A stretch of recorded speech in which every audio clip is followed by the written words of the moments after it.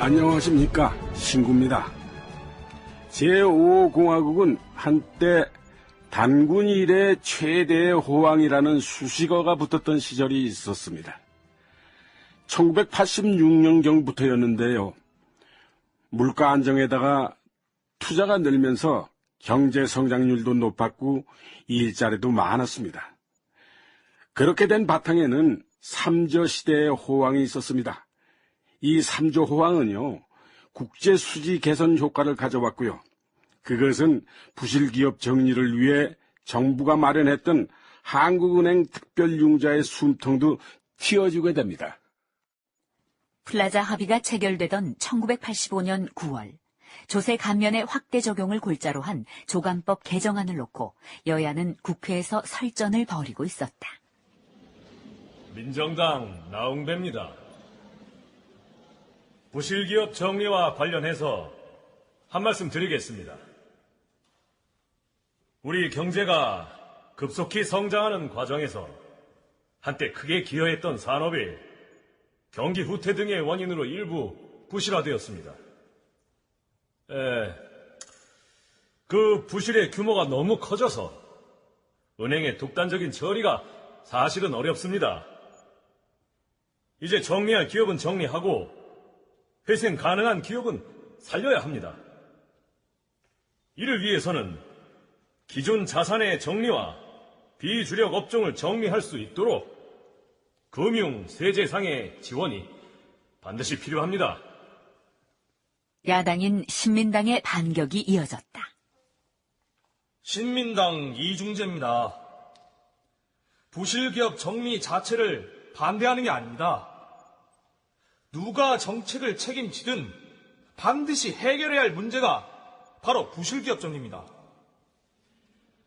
그러나 그 정리 과정에서 국민 부담은 가중시키지 말아야 합니다. 정부가 현재 구상하고 있는 조치들이 국민들의 부담을 초래할 수 있다는 점에서 부실기업 정리와 부실 채권, 은행 부실화의 발생 원인과 규모 등을 국민 앞에 소상히 밝혀야 합니다.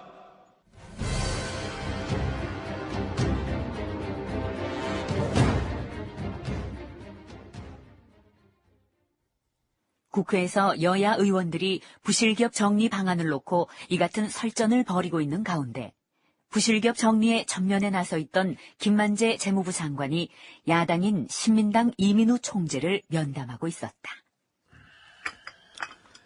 야당의 입장이라는 게 있습니다. 잘 아시겠지만.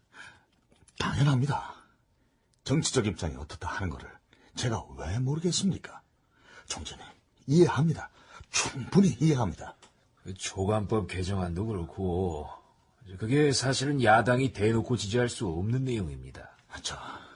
그렇긴 합니다만. 그게 인수하는 기업들한테는 노골적으로 특혜를 주자는 건데. 특혜를 주자, 이래 생각하지 마십시오. 그건 아닙니다. 방법이 그 방법밖에 없다. 이렇게 생각을 해주시면 안 되겠습니까? 글쎄요. 총재님. 김 재무장관께서 고생을 많이 하시고 또 중간에서 입장이 어떻다 하는 거는 제가 잘 이해합니다. 예. 또 우리나라 경제 상황으로 봐서도 부실기업 정리는 필요하고요. 그런데 그 내용을 보면은 결국엔 기업에 특혜를 줘서 해결하자는 건데 사실 그동안 우리 기업들이 얼마나 특혜를 많이 받아왔습니까? 예. 그런 법에 원칙적으로 야당이 찬성할 수는 없습니다. 원칙적으로요? 예. 그러면 이러면 어떻겠습니까? 여당이 단독으로 처리를 하겠습니다. 양해를 좀 해주실 수 있겠습니까? 그렇게 해주시지요. 원칙적으로 찬성할 수 없으신 대신 눈은 감아주실 수 있는 거 아니겠습니까? 김만재 재무부 장관은 이렇게 야당의 실력자들을 일일이 찾아다니면서 찬성은 할 수 없지만 여당의 단독 통과 정도는 양해해 주겠다는 언지를 받아낸다.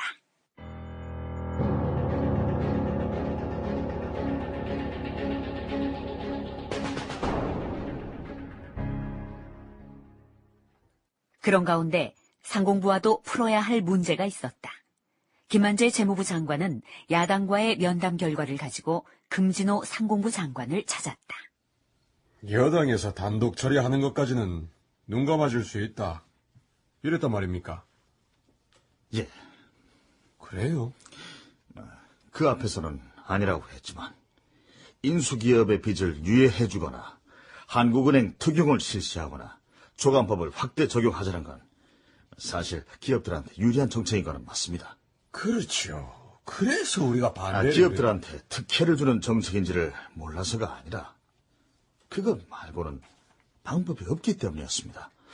생각해 보십시오. 부실기업을 떠나야 하는데 그런 정도의 혜택 없이 어느 기업이 떠안겠습니까? 그런 면도 없지 않아 있죠. 야당도 나라 경제를 위해 무엇을 선택해야 하는지 인식을 하고 있는 겁니다. 그렇습니까? 그런 마당에 이렇게 정부 안에서 타협점을 못 찾고 있는 겁니다. 우리가 반대하는 건 그 만약에 있을 수도 있는 특혜의 소지를... 답답합니다. 같은 말을 몇 번이나 지금...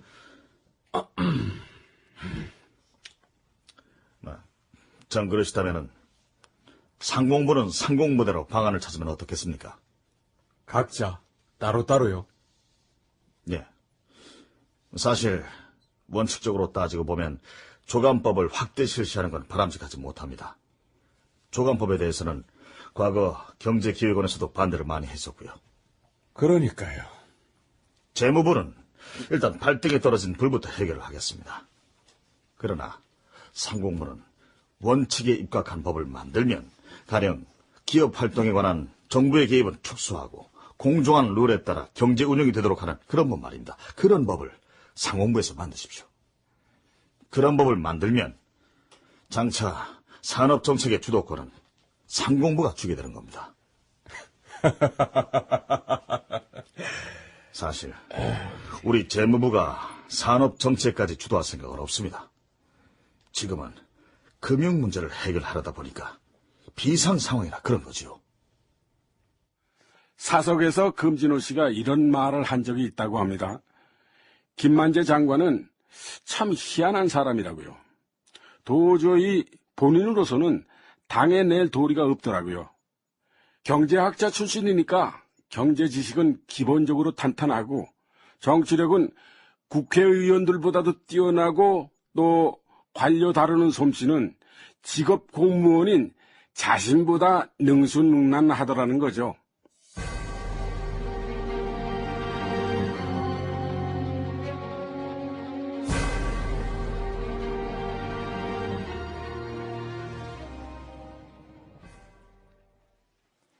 김만재 재무부 장관과 파트너를 이루어 부실기업 정리 문제에 앞장섰던 401 경제수석이 대통령 전두환에게 관련한 업무 보고를 했다. 그런 과정 끝에 상공부에서 개정을 추진 중인 법이 공업발전법입니다. 공업발전법? 예. 공업발전법. 관련한 설명이다. 1970년대 초까지의 초기 공업 육성 단계에서는 공업의 각 분야를 직접 지원, 육성하기 위해 정부 주도하에 특정 산업별로 개별법을 제정, 시행하여 왔다. 그러나 공업 기반의 수준이 향상되어 정부의 공업발전 정책이 시장 경제의 자율 경쟁 원리에 맡기는 방향으로 전환되고 있는 추세에 맞추어 종전의 기계공업진흥법, 석유화학공업 육성법, 섬유공업 근대화 촉진법 등 7개의 공업 지원 육성, 관계 법률을 폐지하고 기능별 공업발전 육성 시책으로 전환하여 공업기술 및 생산성의 향상 등을 통해 공업의 균형 있는 발전을 도모하기 위해 제정된 법이 공업발전법이다. 이 공업발전법은 1986년 1월 제정됐다가 1999년 2월 산업발전법이 제정됨에 따라 폐지된다. 그 공업발전법이라는 게 따지고 보면은 상공부에서 그동안 끝발을 행사해왔던 법들을 스스로 폐기해야 하는 거잖아. 그렇습니다. 그리고 진작에 그렇게 되었어야 했던 부분입니다. 금진호가 김만지한테 혹 데려갔다가 혹 붙이고 온 게 아니요? 아닙니다. 금 장관이 읍참마속의 심정으로 큰 결단을 내린 거니까요. 그런가? 부처 이기주의를 없앤 거죠. 그래도 이 상공부 안에서 반발이 만만찮을 낀데. 그래, 이 보면 이 상공부 안에서 누가 만드나?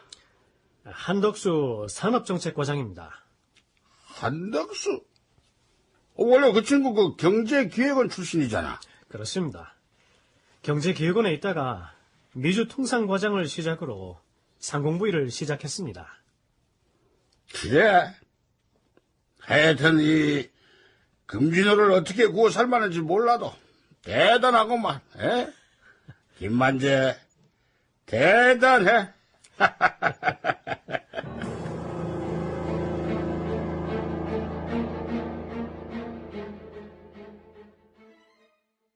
부실기업 정리를 위한 법적 근거 마련을 위해 정부가 부산이 뛰고 있던 그 즈음 부실기업 인수 대상자로 선정된 기업들 가운데는 이런 기업도 있었다.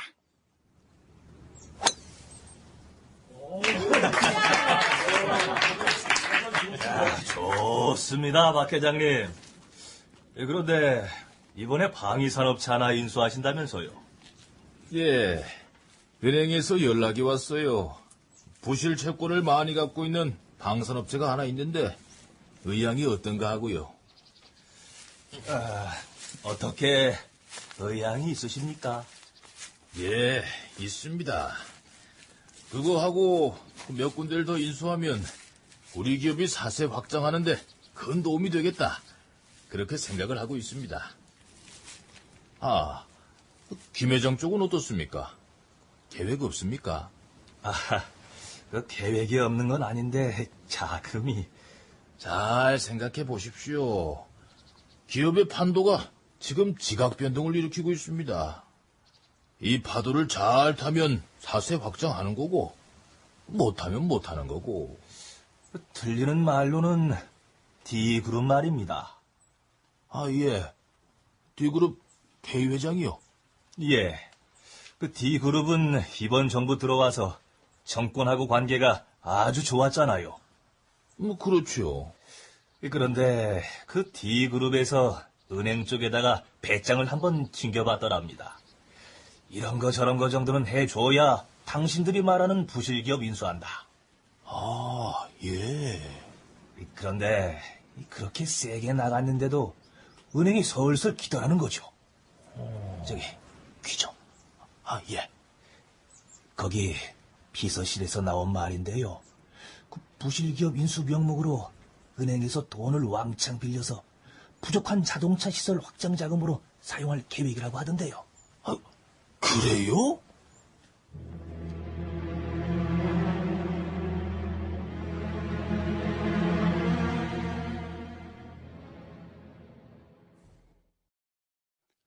그렇죠. 이런 게 문제였던 거죠. 부실기업 정리 과정에서요, 몇몇 기업들은 정부의 지원을 은밀히 사세 확장의 도구로 사용했다라는 의혹이 불거졌습니다. 만약 이게 사실이었다면 그게 가능했던 이유는 무엇이었을까요? 정치자금 아니었겠습니까?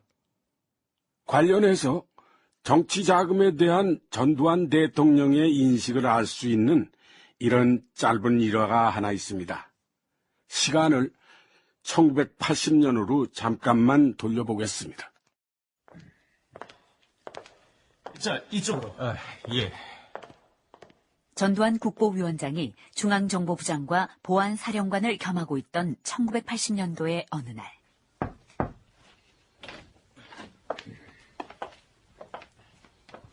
위원장님, 어, 면담 요청을 하셨던 회장님께서 오셨습니다. 아이고, 회장님, 어서 오십시오. 전두환을 찾아간 기업인은 전두환과 마주 앉게 되자 그 앞에 준비해간 금일봉을 내밀었다. 이게 뭡니까? 나라를 이끌어 가시려면 얼마나 어려운 점이 많겠습니까? 이거 5천만 원밖에 안 됩니다. 성의로 알고 보태 쓰십시오. 아이고, 이거 어려움을 이해해 주시니 참으로 고맙습니다. 요긴하게 쓰겠습니다. 예, 사실 이렇게 되고 보니 여기저기 돈 들어갈 일이 너무 많아요. 예? 말이 났으니 말이지 모두가 나라를 위해서 하는 일 아닙니까? 그런데 이 오히려 우리나라 재벌들 아주 짭니다. 아주 짜요.